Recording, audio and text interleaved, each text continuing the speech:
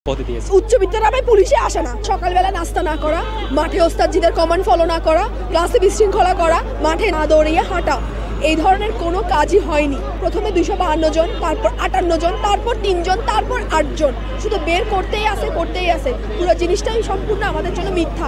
আমাদের যারা ব্যাচমেটরা একাডেমির ভেতরে আছে তাদের সাথে পাসিং আউট করে আমরা পোস্টিংরতভাবে অবস্থান করতে চাই। আমাদের প্রিন্সিপাল নিজে বলেছে যে এখানে রাজনৈতিক অভিযোগে কোনো প্রশিক্ষণার্থীকে বের করা হয়নি। তাহলে আমি কোন প্রেক্ষিতে বলবো যে এটা রাজনৈতিক সংঘর্ষ? শৃঙ্খলা ভঙ্গের জন্য বিগত বছরে কারো চাকরি গেছে এমন রেকর্ড নেই। আমরাই প্রথম বাংলাদেশে। সেবা করতে এসে আজকে আমি পথে দাঁড়ায় অবস্থান কর্মসূচি করতেছি। 27 বছরের পুরো স্বপ্ন বাংলাদেশ ধুলায় মিশাই দিছে। আমার পরিবার এখন পথে বসা, আমার বাবার হার্টে 2টা ব্লক। আপনি নিজেরা খবর নিয়ে দেখেন, এখানে দাঁড়ায় প্রহসন করতে সরকার আমাদের সাথে প্রহসন করতে পারে, আমরা সরকারের সাথে প্রহসন করব না। মেয়েকে কত লাখ টাকা দিয়ে চাকরি দিয়েছিলেন, আরে ভাই খাওয়ার টাকা নাই, একাডেমিতে ধার করে মা টাকা পাঠাইতো। আর এই কথা যদি এখন আমাকে শুনতে হয়, যদি টাকা দিয়ে চাকরি নেওয়া হতো, অনেক চাকরি আছে এত কষ্টে। পুলিশের চাকরি কি পরিমাণ কষ্টের আপনারা জানেন। সারাদিন মানুষের গালি খেয়ে চাকরিতে আসতাম না, 1 বছরের যাবতীয় প্রিপারেশন ভুলে গেছি। অন্যান্য চাকরিতে যে যাব, মানসিক শারীরিক অবস্থা দুটাই ভেঙে গেছে। এই অবস্থায় যদি বলে যে তোমার চাকরি নাই, ঘরে গেছি বেড়াইতে, আমাদেরকে ছুটিতে পাঠানো হয়েছে, ছুটিতে গিয়ে দেখি যে চাকরি নেই। উচ্চ বিদ্যালয়ে পুলিশে আসে না, ওদের চাকরি অনেক, ওরা ব্যবসা করে, অন্য কিছু করে। 14 মাস পরেও কি তাদের ট্রেনিং হয় নাই? তাহলে একাডেমি কিসের ট্রেনিং দিচ্ছে? পুলিশে নিয়োগ পাওয়ার পর আমরা এখন সব কিছুই জানি যে আমার ট্রেনিং আমাদের প্রায় কমপ্লিট। এখন শুধু আমাদের পোস্টিং হওয়ার কথা। এখন আমরা এই যে সরকারি টাকা আমরা ট্রেনিং করলাম, আমরা এখন দেশের বোঝা হয়ে থাকতে চাই না। আমরা চাই পুলিশে পোস্টিং নিয়ে জনগণের সেবা করার জন্য, দেশের সেবা করার জন্য। আইজিপি স্যার আছেন, স্বরাষ্ট্র উপদেষ্টা আছে, তারপর প্রধান উপদেষ্টা বরাবর স্মারকলিপি দিয়েছে। এখন পর্যন্ত তেমন কোনো অগ্রগতি দেখতে পাইনি, বিধায় আজকে বাধ্য হয়েই এখানে আজকে আমরা অবস্থান কর্মসূচি পালন করতেছি। আমাদেরকে শুধু বলা হয়েছে যে আমরা ডিসিপ্লিন শৃঙ্খলা ভঙ্গ করেছি। ওই দিন যে ইস্যুটা বলা হয়েছিল নাস্তা না করার কারণ, আমরা নাস্তা করেছি। ইভেন যে ক্লাসে বিশৃঙ্খলা করার কথা বলা হয়েছিল, যে নাজিবুর স্যার, সাবেক অধ্যক্ষ বাংলাদেশ পুলিশ একাডেমি সারদার, উনি পর্যন্ত বলছেন না আমার ক্লাসে কোনো বিশৃঙ্খলা হয়নি। খোরা যুক্তিতে আমাদেরকে ট্রেনিং থেকে অব্যাহতি দিয়েছেন। প্রথমত যে কারণটা প্রদর্শন করা হয় সে নাস্তা না খেয়ে বিশৃঙ্খলা সৃষ্টি করার জন্য, যেটা যে মাঠে ওই সময় আমিও মাঠে ছিলাম। 252 জনের মধ্যে যখন আমাদের শোকজ দেওয়া হয় যে বিশৃঙ্খলা বা নাস্তা না খাওয়ার, এরকম কোনো কারণই আসলে ঘটেনি ওই দিন।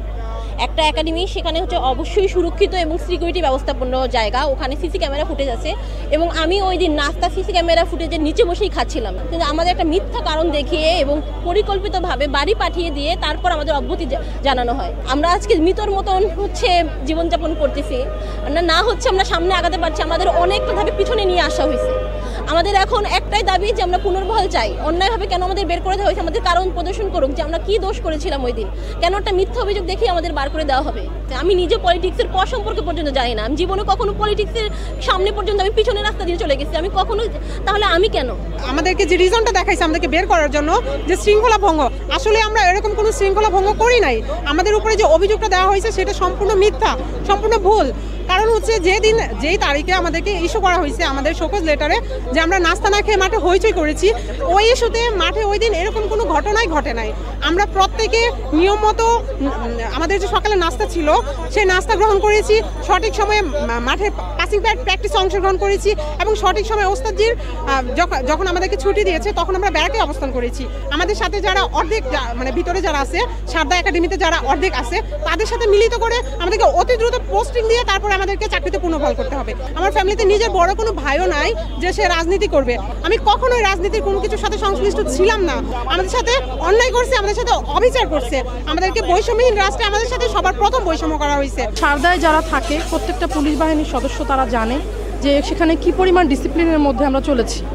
আমরা নিশ্চয়ই 11 মাস পরে কোনো ইনডিসিপ্লিনের মতো কাজ করব না। আর যদি এরকমটা কর্তৃপক্ষের মনেই হয়ে থাকে যে আমরা ডিসিপ্লিন করছি, তাহলে সেটার জন্য আমাদের যথাযথ ব্যবস্থা আছে, আমাদের শাস্তি প্রদানের ব্যবস্থা আছে, কিন্তু তারা সেটা করেনি। তারা সরাসরি আমাদেরকে অব্যাহতি দিয়েছে। প্রিন্সিপাল স্যার, তাদেরকে আমরা স্মারকলিপি পাঠাচ্ছি, কিন্তু সেখান থেকে আমরা কোনো প্রত্যুত্তর পাইনি, এবং কোনো আশ্বাস পাইনি। যখন আমরা পাইনি, আমরা দীর্ঘ 2 মাস থেকে আমরা প্রত্যেকটা মানুষ ট্রমাটাইজের মধ্যে। আমরা কি করব আমরা ভেবে পাচ্ছিলাম না, কেন আমাদেরকে বাদ দেওয়া হয়েছে সেটাও আমরা জানি না। আমাদেরকে যদি কোনো রকম আশ্বাস দেওয়া না হয় আমরা অবস্থান কর্মসূচি নেব। অত্যন্ত মানসিক বিকারগ্রস্ত হয়ে যাচ্ছে দিন দিন। আমি কারোর সাথে কথা বলতে পারি না, বাসা থেকে বেরোতে পারি না। আমার মনে হয় যে এই তো হয়তো বা বেরোলেই কেউ জিজ্ঞেস করবে যে হ্যাঁ, ও তো চাকরি থেকে বাদ দেওয়া হয়েছে। শৃঙ্খলা ভঙ্গ যেটা বলা হয়েছে যে আমরা শৃঙ্খলা ভঙ্গ করেছি, সেখানে খুবই সিলি কিছু ম্যাটার ছিল, যেখানে বলা হয়েছে আমরা নাস্তা খাইনি, আমরা ক্লাসে অমনোযোগী ছিলাম। ঠিক আছে, যদি কর্তৃপক্ষের এটাও মনে হয়ে থাকে, এটা যদিও কোনো প্রমাণ নেই, এটা